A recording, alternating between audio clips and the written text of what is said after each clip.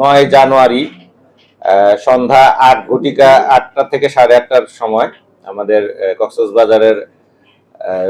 সুগন্ধা পয়েন্টের সামনে সিগাল হোটেলের অপোজিট সাইডে একটা বিচ সংলগ্ন একটা হত্যাকাণ্ড হয় এবং এই হত্যাকাণ্ডের পরপরই এটা একটা ব্যাপক চাঞ্চল্য সৃষ্টি হয় এবং ইলেকট্রনিক্স এবং প্রিন্ট মিডিয়া সহ ব্যাপক আলোচিত হয় সারা দেশে। তো আমরা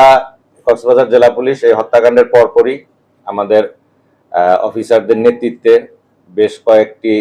টিম আমরা ভাগ করে বিভিন্ন ভাবে এই হত্যাকাণ্ডটাকে পর্যালোচনা করি।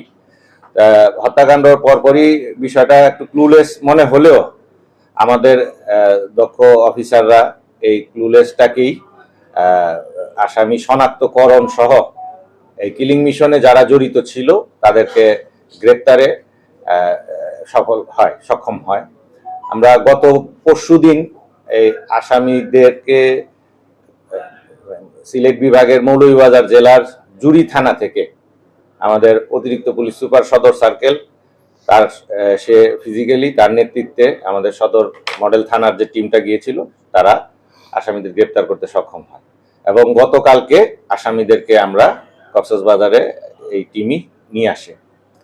এবং আসামিদের শনাক্ত মতেই আসামিদের দেওয়া তথ্য মোতাবেক এবং শনাক্ত মতে আমরা হোটেল কক্স কুইন রিসোর্টের 208 নম্বর রুমের ফলস ছাদ ভাবে যে বাথরুমের যে ফলস ছাদ সেইখান থেকে আগ্নেয়াস্ত্র এই হত্যাকাণ্ডে ব্যবহৃত আগ্নেয়াস্ত্রটিও আমরা উদ্ধার করি এবং আগ্নেয়াস্ত্রের ইউএস মেড পিস্তল এবং আগ্নেয়াস্ত্রের থেকে আমরা ম্যাগজিন থেকে আমরা 4 রাউন্ড গুলিও উদ্ধার হয় এবং এই গুলির খোসার সাথেও আমরা আপাত দৃষ্টিতে যে ব্যবহৃত এবং ঘটনাস্থল থেকে যে উদ্ধারকৃত যে গুলির খোসাটা সেটাও আমরা মিলিয়ে মোটামুটি আমরা নিশ্চিত হই যে এটাই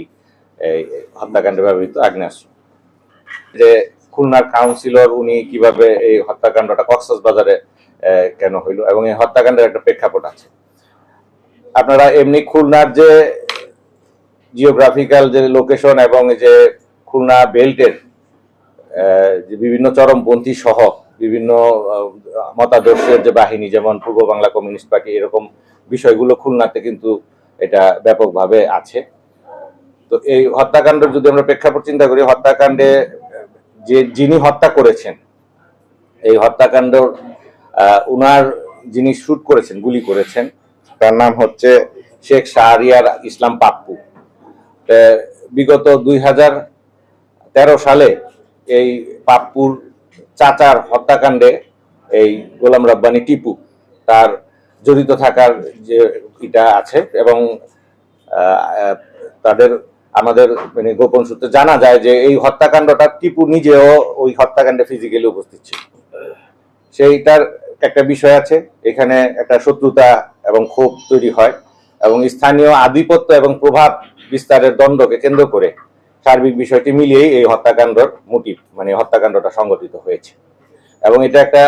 পূর্ব পরিকল্পিত এবং খুবই সুকৌশলে পরিকল্পিতভাবে এই হত্যাকাণ্ডটা করা হয়েছে।